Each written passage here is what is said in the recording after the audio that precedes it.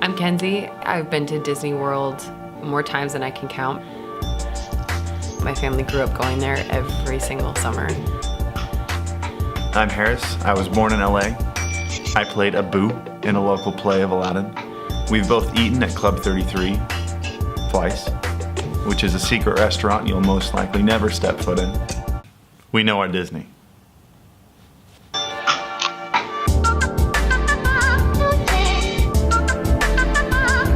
Kenzie and I just spent the day yesterday at Disneyland Paris, which is our first time going to that park. We felt that we owed it to fellow Disney fans to compare and contrast Disneyland Anaheim with Disneyland Paris. This is a comprehensive comparison of Disneyland Paris to Disneyland Anaheim.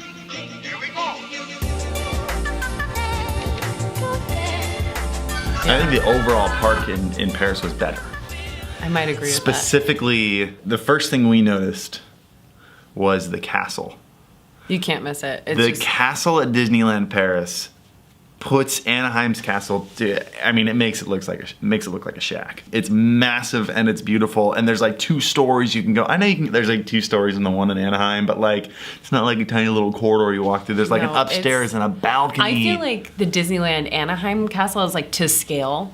Like they really had to like kind of force perspective. This castle was like genuinely just massive. Yeah, like someone in Paris was like, hey, so how about we actually make this a castle? Paris has like all the same lands that Disneyland has. It has Frontierland, Adventureland. And they're all like, you go through on the left side, there's Adventureland, then Frontierland, then behind the castle you got Fantasyland, and then you got Tomorrowland on the right, which is actually called Discovery World. I thought they were going to call it Manana Land because we're in France. Oh my gosh. But at the same time, different in the sense that it's massive. It feels so much bigger. And I feel like LA is like in general, like California is just so cramped that they didn't have a ton of space. Whereas like this just felt like room to breathe, and just like the rides felt like they had more space. You go, this is Disney. Like this is Disneyland. You're gonna go there, it's gonna feel like Disneyland, but because the parks themselves are so different, like it's like a whole new, it's like they rebuilt Disneyland and it's a whole new adventure. It was really cool. In California, you go, you get your ice cream, you get your churro, you stop at like all the same spots when you go. You get your Monte Cristo from New Orleans Square, you get your bread bowl, you get like all these different food items that you know and love. Like it was totally different here, which I loved because it's like a whole new world to experience. Like there aren't churro carts, but they do have crepes and beignets, which are French fare. And I feel like a lot more of the restaurants were European. There was more restaurants in general. It was healthier and better quality. Yeah, like the pizza came with like a salad and a fruit cup. I just felt like the food was great. I loved it. Oh, you got fresh cotton candy, which I'm sure they have in Disneyland Anaheim, but I've never gotten it there. Yeah. Which they call it Barbea Papa. Barbea Papa. Barbea Papa. Barbea Papa. Yeah, just food good.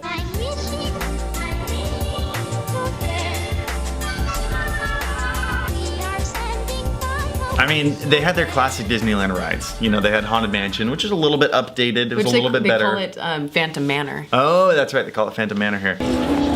So real.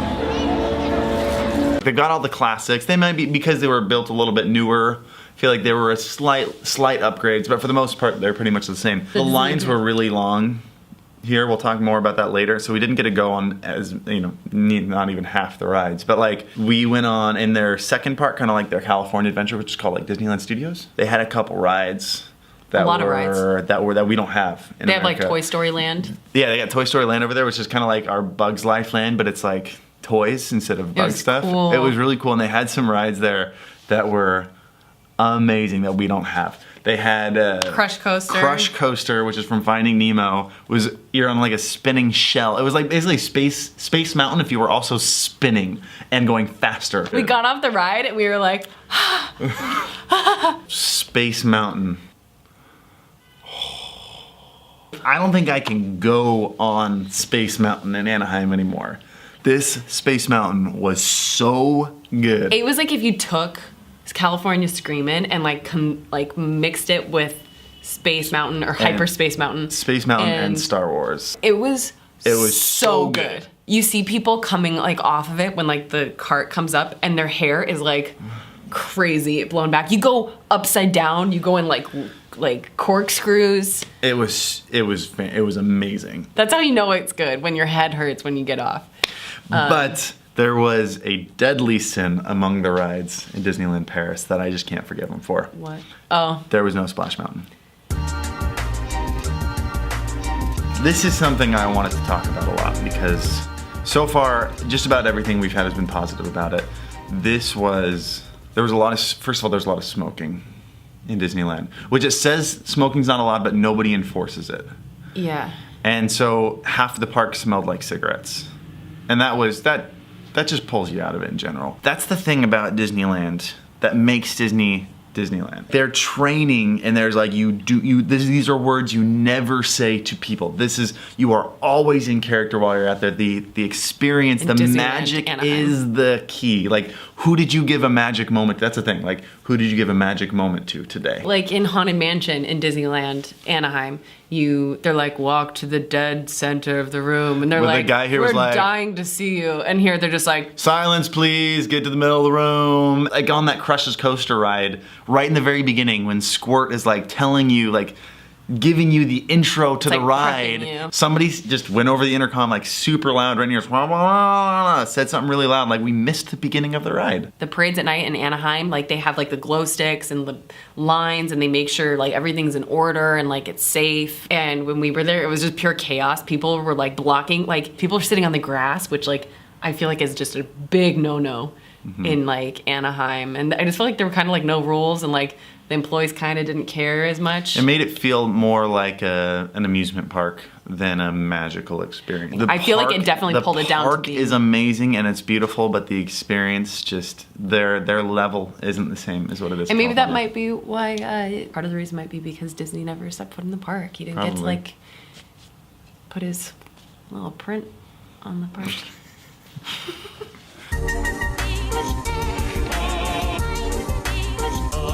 You aren't going to be able to do everything in one day. The park is bigger, the lines are longer, there are more rides. If you can swing it, plan 2 days. Fast passes sell out at like noon. I don't know if they give fewer fast passes. We got there at noon and all the fast passes were gone. I thought there was something broken with them. And we were asking people like, what's going on? They're like, oh yeah, we're just sold out. They sold out of all of them by noon. So make sure you get there when they open and get your fast passes quick because there's not very many. Make sure you buy tickets before you go, like buy them online, because when we got there, there was like a line a mile long just waiting to get tickets. And we bought ours online and we just walked right in. And if you're gonna watch the fireworks, get a spot in the grass. Because apparently they're totally cool with you jumping the fence and sitting on the grass. The grass would have been a lot more comfortable on the ground. Like we didn't realize till we were walking out and there were like 3 groups of people sitting in the grass, like behind those short fences. That like, if you'd done that in California, like that's a big no. No, you'd been like kicked out of the park. Like, you don't do that.